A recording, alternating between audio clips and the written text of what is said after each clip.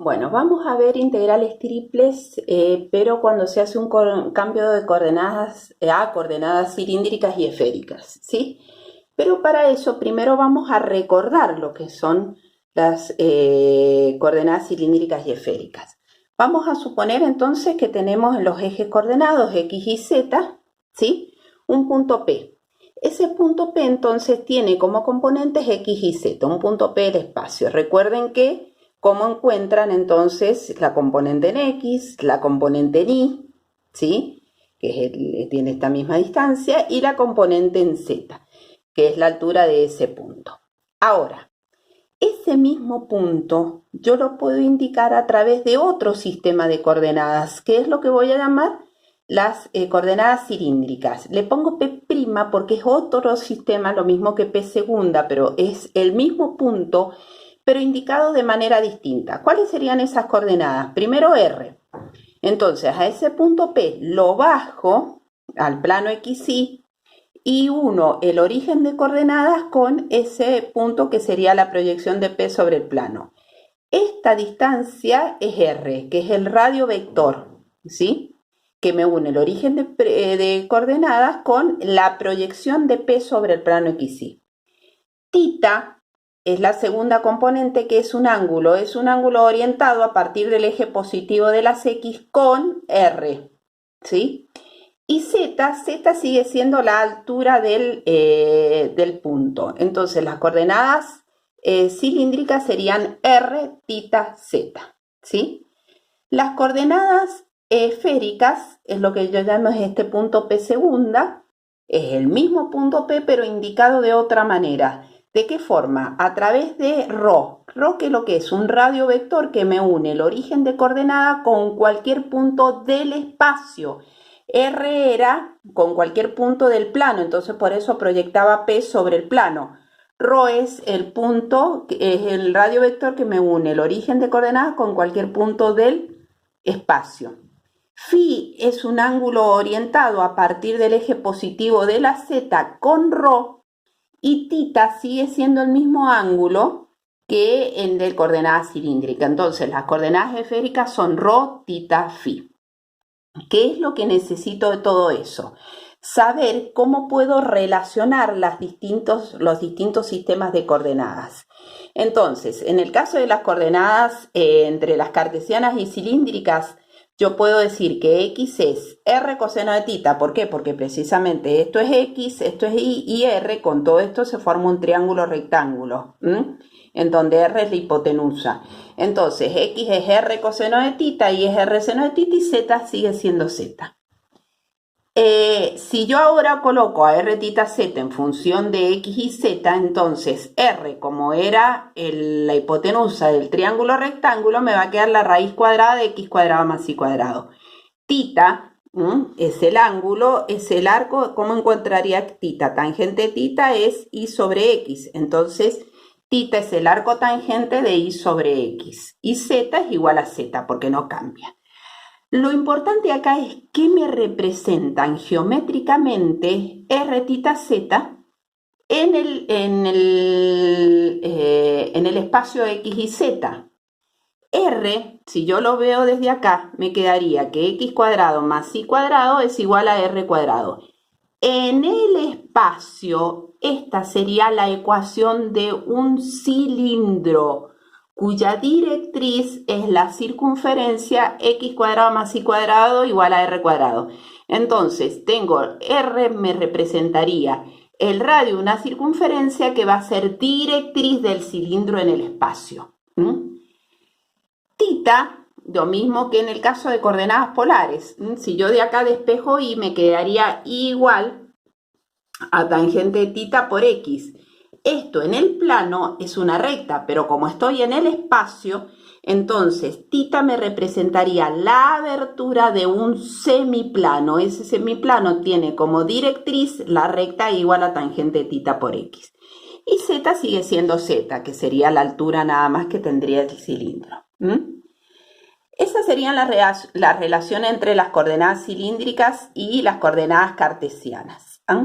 Yo ahora voy a ver la relación entre las coordenadas esféricas y las cartesianas. Pero en vez de hacer eso directamente, voy a tomar un paso previo. ¿Cuál sería? De considerar las coordenadas cilíndricas y esféricas. Yo tengo que en esta figura, entre ρ, z y r se forma un triángulo rectángulo, porque esto es r, que es exactamente igual a esta distancia. Entonces yo tengo un triángulo rectángulo en donde ρ viene a ser la hipotenusa, ¿sí? Entonces, si yo quiero colocar a r, lo voy a poner en función de ρ. ¿Qué sería r? Sería ρ por el seno de φ, ya que r es el cateto opuesto en este triángulo a φ. Después z, que sería ρ coseno de φ, y θ sigue siendo igual a θ. Entonces, ¿para qué me sirve que yo tenga estas relaciones? Porque si yo ahora quiero colocar las coordenadas, hacer la relación entre coordenadas cartesianas y esféricas, ¿sí? Entonces me voy a las dos relaciones, las dos ecuaciones de transformación que tengo antes. ¿Qué sería x? X es, en coordenadas cilíndricas, r coseno de θ, pero r es ρ seno de φ. Por lo tanto, x, ¿cómo la podría poner? Como ρ seno de φ coseno de θ, es decir, r coseno de θ. Y, ¿qué es lo que es y? Y es r seno de θ, pero nuevamente r es ρ seno de φ, entonces y me queda ρ seno de φ seno de θ.